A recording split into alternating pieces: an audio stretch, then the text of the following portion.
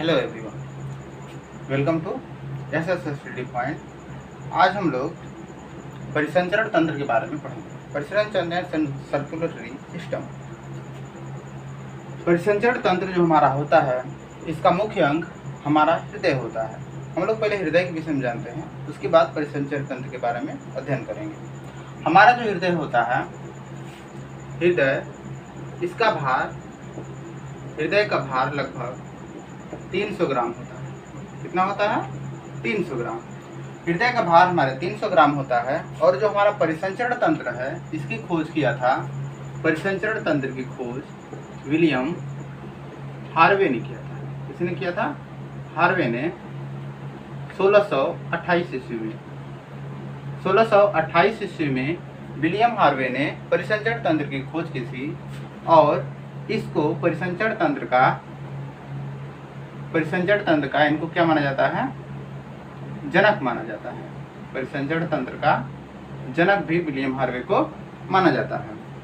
तो हृदय के विषय में हम पढ़ते हैं। तो हमारा जो हृदय होता है, सांकेतिक तौर पे हम लोग जैसे बनाते हैं वैसे हम लोग हृदय यहाँ पे बना लेते हैं। यह जो सांकेतिक तौर पे हम हृदय बनाते हैं, दिल जिसको कहते हैं, ये मान लीजिए हमारा हृदय है। तो हृदय में हमारे क्या होता है? 4 कोष्ठी हृदय होता है। कितना कोष्ठ होता है? 4 कोष्ठी। 1, 2, 3 एंड 4। 4 कोष्ठी हमारा हृदय होता है।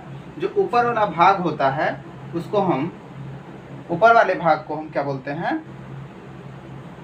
अलिंद बोलते हैं। क्या बोलते हैं? अलिंद। ऊपर वाले भाग को अलिंद बोलते हैं और नीचे वाले भाग को नीले। ऑरिकल और वेंट्रिकल।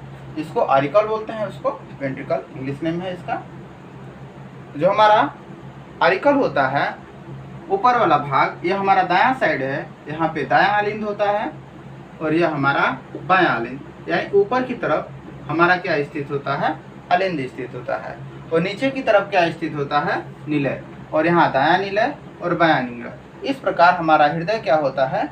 4 कोष्ठीय हो जाता है। और इसके ऊपर जो हमारा हृदय होता है, इसके ऊपर एक थैली से जुड़ा हुआ होता है या इसे घिरी हुई थैली होती है, जिसको हम बोलते हैं हृदयावरण थैली। क्या बोलते हैं? हृदयावरण थैली। यानी कि हमारे हृदय को एक थैली घेर के रखती है, जिसको हम बोलते हैं हृदयावरण थैली। और जो हमारा हृदय होता है, हृदय के साथ में कुछ हमारी धमनियाँ, सिराएं, छोटी धमनी, छोटी सिरा, उसके बाद धमनियों की जो नलिकाएं होती हैं, वो सब सारी के सारे मिल करके क्या करते हैं? हमारे परिसंचरण तंत्र का निर्माण करते हैं। जिसमें वेन है, हमारा पल्मोनरी धमनी है, यानी कि फुसफुस धमनी है, फुसफुस सिरा है। इसमें कौन कौन सा है? फुसफुस धमनी, फुसफुस सिरा,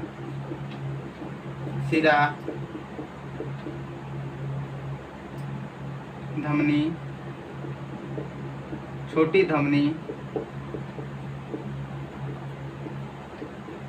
छोटी सिरा, छोटी सिरा। इस प्रकार से ये सारे के सारे मिल करके क्या बनाते हैं? हमारे परिसंचरण तंत्र का पूरा स्ट्रक्चर बना लेते हैं। हमारा जो ब्लड का कार्य क्या होता है? हृदय जब पंप करता है तो हमारा जो ब्लड होता है वो पूरे शरीर में फ्लो करता है। और इसी क्रिया को विलियम हार्वे महोदय ने क्या किया? रक्त का परिसंचरण तंत्र कह दिया, जिसे हम क्या कहते हैं? आज सर्कुलेटरी सिस्टम के माध्यम से पढ़ते हैं। अब हम लोग अध्ययन करते हैं कि यह जो हमारा रक्त का परिसंचरण होता है, वह किस प्रकार से पूरे हमारे शरीर में बहता है। लेकिन उससे पहले हम जान लेते हैं कि जो हमारा धमनी होता है, धमनी, इसमें हमेशा शुद्ध रक्त बहता है। कैसा रक्त बहता है? शुद्ध। धमनी में हमेशा शुद्ध रक्त बहता है, जबकि सिरा में क्या बहता है? अशुद्ध रक्त। लेकिन इसका थोड़ा सा विपरीत एक पड़ जाता है कि जब भी इसके आगे पल्मोनरी लग जाता है, यानी कि फुसफुस लग जाता है, तो फुसफुस धमनी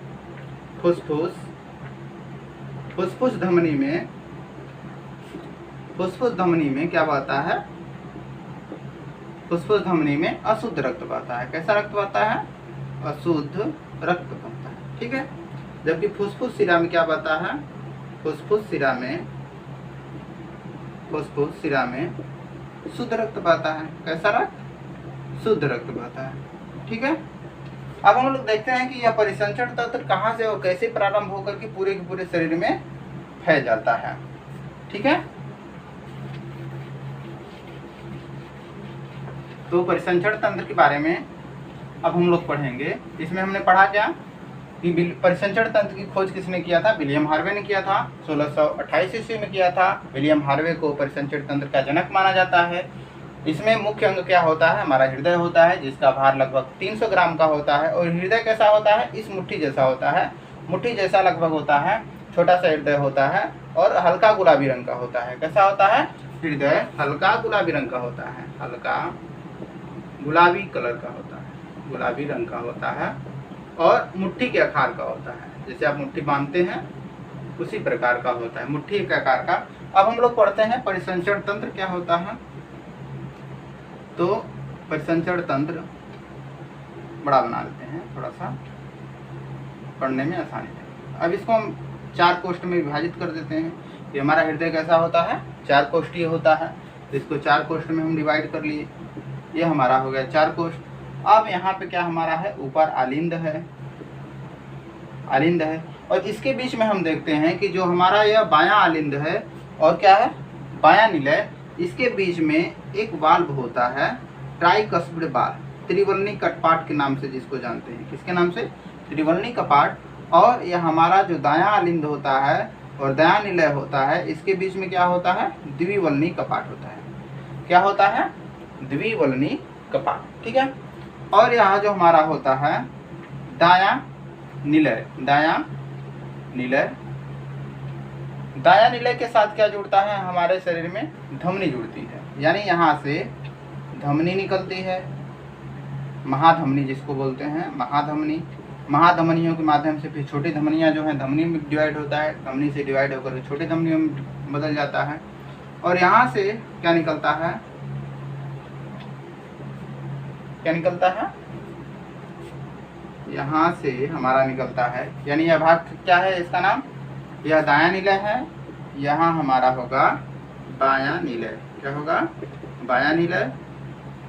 इसको हम क्या बोलते हैं? त्रिवलनी कपाट, त्रिवलनी कपाट, त्रिवलनी कपाट बोलते हैं। इसको बोलते हैं द्विवलनी कपाट, द्विवलनी कपाट। इंग्लिश इसको डाइकस्पिड वाल्व, डाइकस्पिड वाल्व, और इसको ट्राइकस्पिड वाल्व बोलते हैं, ट्राइकस्पिड वाल्व। ठीक है, यानी यह त्रिवलनी कपाट और यहाँ पे द्विवलनी कपाट के द्वारा क्या होता है? डिवाइड होता है। और यहाँ से जो हमारा निकलता है जिसको हम बोलते हैं पल्मोनरी, अशुद्ध किसमें बहता है? यहाँ अशुद्ध रक्त आता है तो पल्मोनरी धमनी में, और यहाँ से शुद्ध होगा तो क्या हो जाएगा? पल्मोनरी शिरा हो जाएगा। ठीक है, और यहाँ से हमारा आता है महाशिरा। क्या आता है? महाशिरा। ये महाशिरा हमारा है, महाशिरा, जिसमें क्या आएगा? अशुद्ध रक्त आएगा। क्या आएगा? अशुद्ध रक्त। ठीक है, और यहाँ से हम देखते हैं हमारा रक्त शुद्ध कहाँ होता है? फेफड़े में। हमने सांकेतिक तौर पे मान लो ये फेफड़ा बना लिया है ऐसे। ठीक है, यह हमारा फेफड़ा है। यहाँ से यह क्या निकल रही है? हमारी धमनी जो है यहाँ पे ऑक्सीजन का मात्रा लेकर के ब्लड को क्या कर रही है? प्योरीफाई कर दे रही है। और यह हमारा ब्लड जा करके यहाँ मिलता है। कहाँ, कौन से भाग में मिलता है? ए वाला भाग हमारा है, यहाँ से इसको हम बना लेते हैं। यह हमारा भाग है, इसको हम बोलते हैं फुसफुस शिरा। क्या बोलते हैं? फुसफुस शिरा। ठीक है, यह हमारा क्या है? फेफड़ा है, फेफड़ा। अब यहाँ से देखो महाशिरा है। अब हम लोग परिसंचरण तंत्र के बारे में पढ़ लेते हैं। परिसंचरण तंत्र में क्या काम करता है कि जो हमारी महाशिरा होती है, हमारे शरीर का एक तरफ क्या बता है? शुद्ध रक्त, और एक तरफ दूसरी तरफ अशुद्ध रक्त बहता है। तो जो हमारा अशुद्ध रक्त है जो पूरा घूम करके बॉडी आ रहा है, वहाँ से क्या करता है? महाशिरा के द्वारा हमारे हृदय में प्रवेश करता है। महाशिरा से जब हमारे इसमें प्रवेश करता है, जिसका क्या नाम है? बायां आलिंद। क्या नाम है? बायां आलिंद।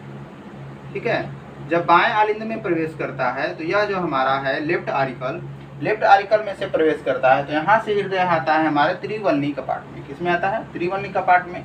और यहाँ से ब्लड निकल करके आता है हमारे बायां निलय में आता है, और बायां निलय से कहाँ जाता है, हमारे फेफड़े में। तो यह जो हमारी क्या है, फुसफुस महाधमनी, फुसफुस महाधमनी है। और यह क्या है, फुसफुस महाशिरा। क्या है, फुसफुस महाशिरा। ठीक है, फुसफुस, सॉरी यहाँ से होगा फुसफुस। ठीक है, फुसफुस महाशिरा, यह हमारी फुसफुस महाधमनी। तो अगर क्वेश्चन पूछता है कि फुसफुस महाधमनी कहाँ जुड़ा होता है, तो फुसफुस महाधमनी कहाँ जुड़ा होता है, बाएं निलय से जुड़ा होता है। और बाएं निलय से फुसफुस महाधमनी किससे जुड़ा होता है, फेफड़े से। और फेफड़ा से क्या होता है, ब्लड का शोधन होता है। क्यों, क्योंकि हमारे शरीर में कैसा ब्लड बहता है, पहले फेफड़े से ऑक्सीजन ले लिया, अब ब्लड हमारा शुद्ध हो गया। और जब पूरे शरीर में हमारा जब ब्लड घूमता है तो वहाँ से जब कोशिकाओं के द्वारा उनका विभाजन होता है, सारी क्रियाएं होती हैं, तो उसमें से क्या किया जाता है, ऑक्सीजन को ऑब्जर्व कर लिया जाता है, और जो कार्बन डाइऑक्साइड निकलती है ब्लड में छोड़ दिया जाता है। तो ब्लड में छोड़ने के पश्चात जो कार्बन डाइऑक्साइड होती है उसके कारण हमारा ब्लड क्या हो जाता है, अशुद्ध हो जाता है। तो धमनी में हमारा क्या बनता है, ऑक्सीजनेटेड ब्लड, यानी कि शुद्ध रक्त जिसमें ऑक्सीजन की मात्रा ज़्यादा होती है।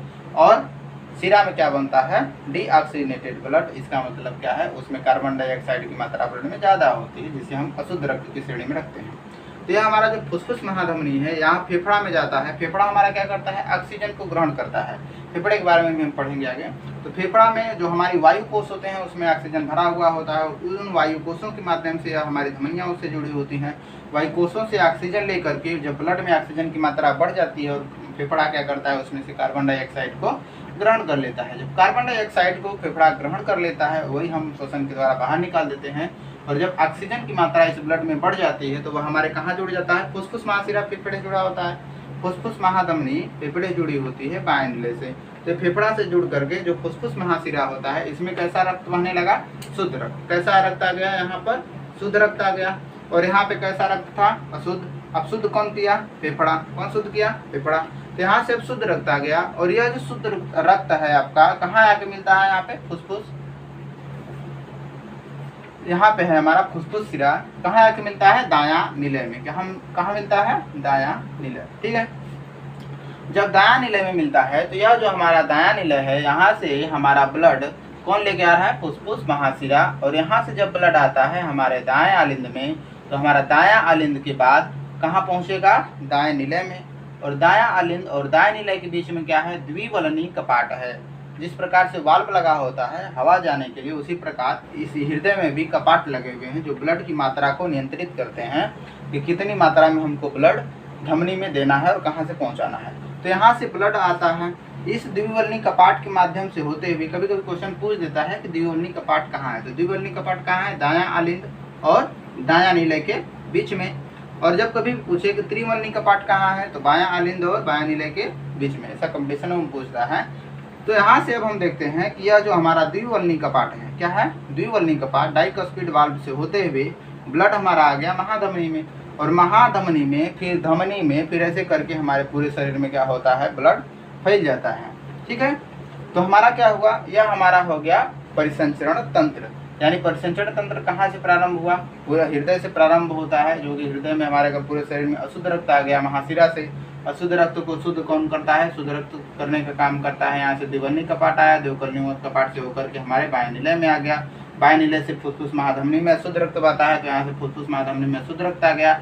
फिर फेफड़ा उसको शुद्ध कर देता है, फेफड़ा शुद्ध करता है तो फुसफुस महाशिरा इससे जुड़ जाती है फेफड़े से।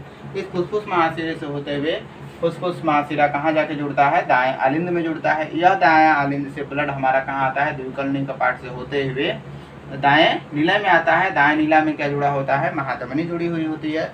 और यह महाधमनी यहाँ से होते हुए धमनियों के माध्यम से पूरे शरीर में हमारा ब्लड फैल जाता है। इस प्रकार अगर हम देखें तो हमारा जो ब्लड का जो हमारा परिसंचरण तंत्र है वह बंद परिसंचरण तंत्र है। क्यों, क्योंकि यहाँ चार कोष्ठी है, एक के बाद दूसरे में जा रहा है, एक के दूसरे में जा रहा है। इस प्रकार से पूरी की पूरी जो हमारी धमनियों और शिराओं के माध्यम से पूरा का पूरा हमारा क्या है, परिसंचरण तंत्र बंद है।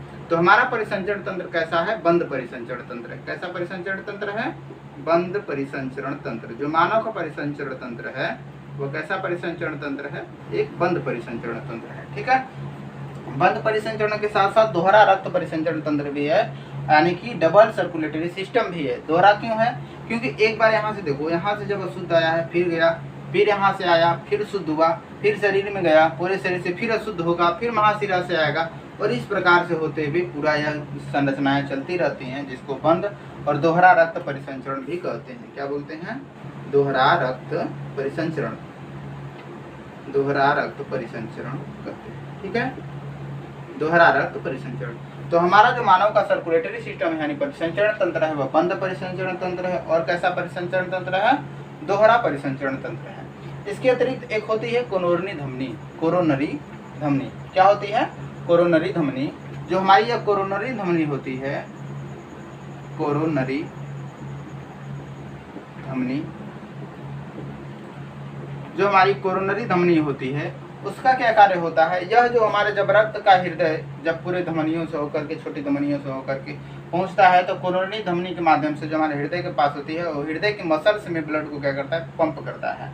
तो जब इसमें कभी हिंड्रेंस आती है, कोई बाधा आती है, कोई रुकावट आती है, तो वही हमारा क्या बनता है? हार्ट अटैक का कारण। तो कभी भी जब हम वसा ज़्यादा मात्रा में खाते हैं, जैसे कि सैचुरेटेड फूड है, सैचुरेटेड फूड में हमारा जो सामान्य तापमान पे सैचुरेटेड ऑयल क्या होता है? सैचुरेटेड जो सामान्य ताप में क्या होता है? जम जाता है, उसको हम सैचुरेटेड ऑयल यानी संतृप्त वसा बोलते हैं। तो जो संतृप्त वसा की मात्रा हम ज़्यादा लेते हैं, तो इसी कोरोनरी धमनी के अगल बगल जो होता है, क्या होता है? वह आके जम जाता है, जिससे हमारे ब्लड का फ्लो इसमें पर्याप्त रूप से या प्रॉपर रूप से नहीं हो पाता है। ठीक है, जब इसमें पर्याप्त रूप से प्रॉपर रूप से ब्लड का फ्लो नहीं हो पाता है, तो हमारे हृदय के ब्लड में क्या आती है? रुकावट आती है, हिंड्रेंस होता है, उसमें बाधा पड़ती है। क्या पड़ती है? बाधा पड़ती है, हिंड्रेंस होता है।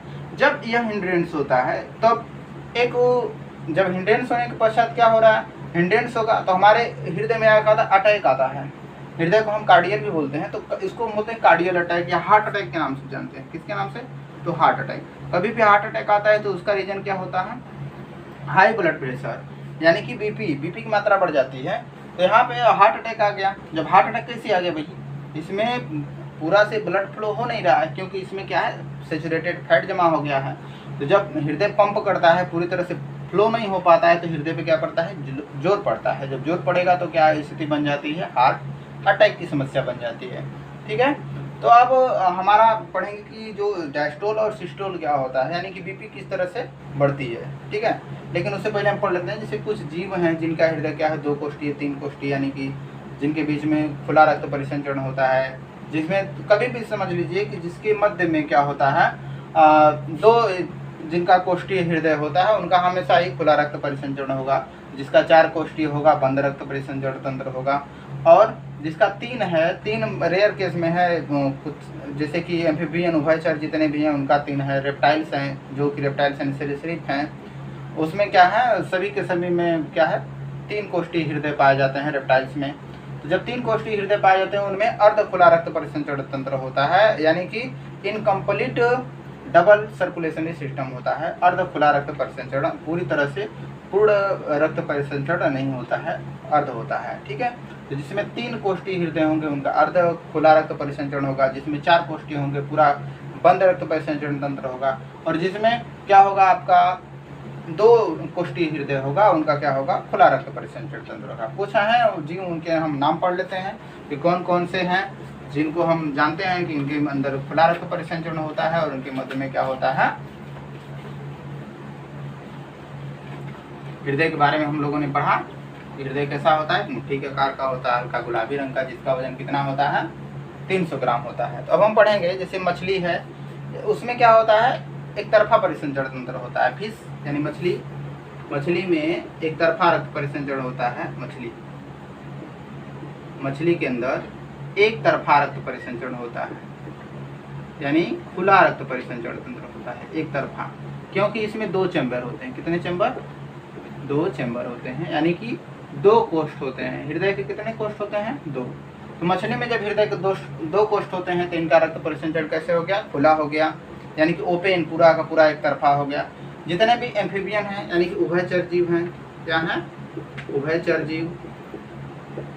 जितने भी उभयचर जीव हैं और क्या है? सरीसृप जाति के जीव, सरीसृप, इनमें 3 चेम्बर होते हैं, यानी 3 कोष्ठीय हृदय होता है इनका। कितना कोष्ठीय होता है? 3 कोष्ठ होता है हृदय का, यानी 3 चेम्बर होते हैं। जिसके कारण क्या होता है, इनके मध्य में इनकम्प्लीट